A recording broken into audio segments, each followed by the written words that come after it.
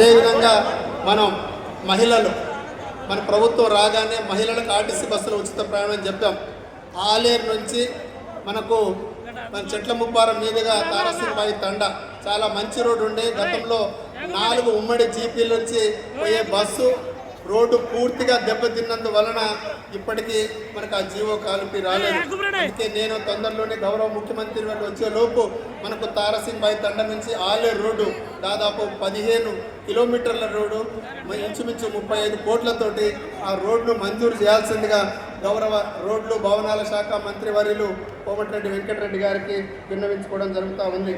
అదేవిధంగా నూతనంగా ఏర్పడ్డటువంటి ఇన్గుర్తి మండలం మొన్ననే గత బీఆర్ఎస్ ప్రభుత్వంలో కేవలం కాగితం మీదనే జీవోలు ఇచ్చారు, కానీ ఎటువంటి అభివృద్ధి జరగనటువంటి ఇన్గుర్తి మండలానికి ఒక ఇంటిగ్రేటెడ్ కాంపౌండ్ లాగా మనకు అందులోనే ఎంఆర్ఓ ఆఫీసు, ఎండిఓ ఆఫీస్, అదేవిధంగా పోలీస్ స్టేషన్ కూడా 5 ఎకరాలలో మనకి ఇక్కడ ఈ బిల్డింగ్ కాంప్లెక్స్ ప్రభుత్వ కార్యాలయాలన్నీ వచ్చే విధంగా మన ప్రభుత్వం చర్యలు తీసుకోవాలని చెప్పేసి మన గౌరవ ఉప ముఖ్యమంత్రి వాళ్ళకు తెలియజేస్తూ, అదేవిధంగా ఇన్గుర్తి మండలంలో మనకు మేచిరాజపల్లి అనే గ్రామం దాదాపు 3 కిలోమీటర్ల దూరంలో ఉన్నటువంటి మేచిరాజపల్లి, అది మేచిరాజపల్లి నెల్లికూదురు మండలం ఉంది.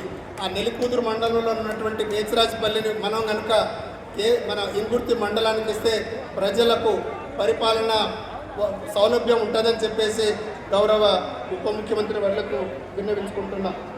అదేవిధంగా కొన్ని రెవెన్యూ సమస్యలు దాదాపు ఇంచుమించు నారాయణపురంలో ఉన్నటువంటి భూ రైతులకు కొన్ని చిన్న సమస్యలు, అదేవిధంగా గూడూరులో మనకి సీతానగరంలో దాదాపు ఒక 800 ఎకరాలు గతంలో నిజాం ప్రభుత్వం ఉన్నప్పుడు అబ్దుల్ అజీజ్ అనే పేరు మీద 800 ఎకరాల భూమి రాస్తుంది.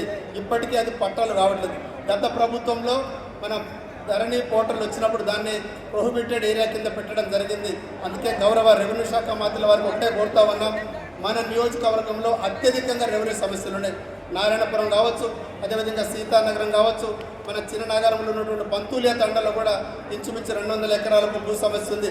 వీటన్నిటినీ తొందరగా పరిష్కరించి మన నియోజకవర్గంలో ఎటువంటి భూ సమస్యలు లేకుండా చేయాలని చెప్పేసి వారిని విన్నవించుకుంటున్నాం.